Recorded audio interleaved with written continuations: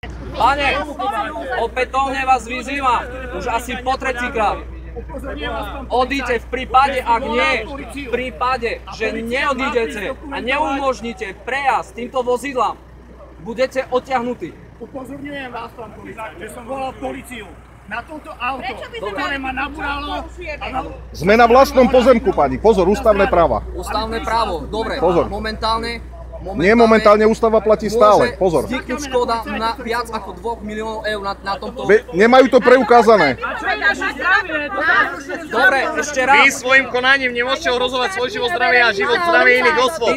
A svojim konaním ohrozujete. Môžeme. V prípade, že chránime ústavné právo životného prostredia. Tým, že bránite, opätovne hovorím, tým, že bránite prejazdu. Dobre, opätovne sa vás pýtam, odmietate? Odmietate?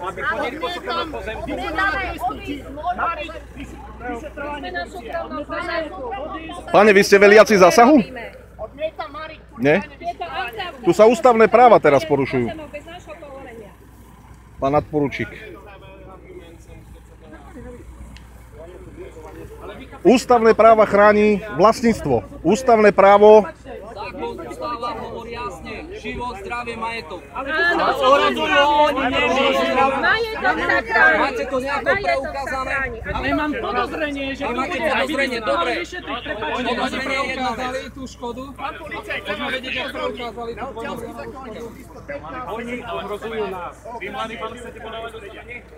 Áno, toto auto chcem, aby ste to dokumentovali. Dobre. Chcem, aby ste ma súdili a dokumentovali tak, ako do mňa tento pán za auto narazí. Nemám žiadnu zariadenie. Chcem, aby ste to dokumentovali.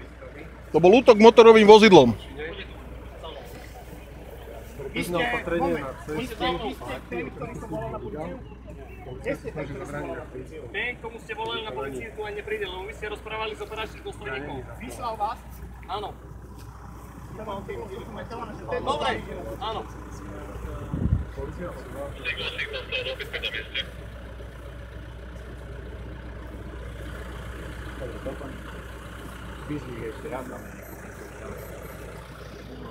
Čiže idete cez ústavné práva, hej? Ústavné právo k vlastníctvu. Tie autá stoja na cudzom pozemku bez povolenia. Pane, podľa toho máme aké nemáme zistenia. Tento pozemok patrí družstvu Smilov. Není pravda. Není pravda. Není pravda. Máme splnomocnenie. Konáte na základe zlých informácií. Máme splnomocnenia. Nemáte od vlastníka. Nemáte od vlastníka.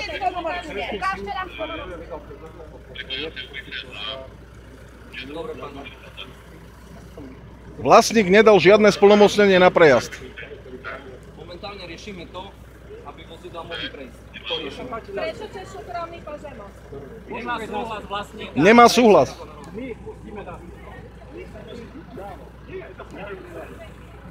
Normálne naspäť ideme na cestu.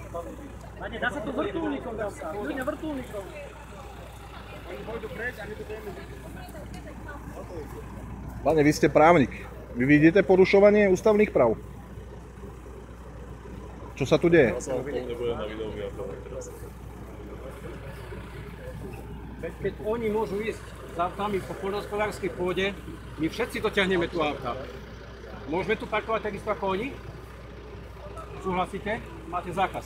Pán veriteľ, keď oni môžu prejsť na súkromný pozemok bez súhlasu majiteľa, my môžeme prejsť na súkromný pozemok so súhlasom majiteľa. A podľa funkcie, podľa hodnosti áno. Máte najvyššiu hodnosť tu. Čiže zákony, pretože...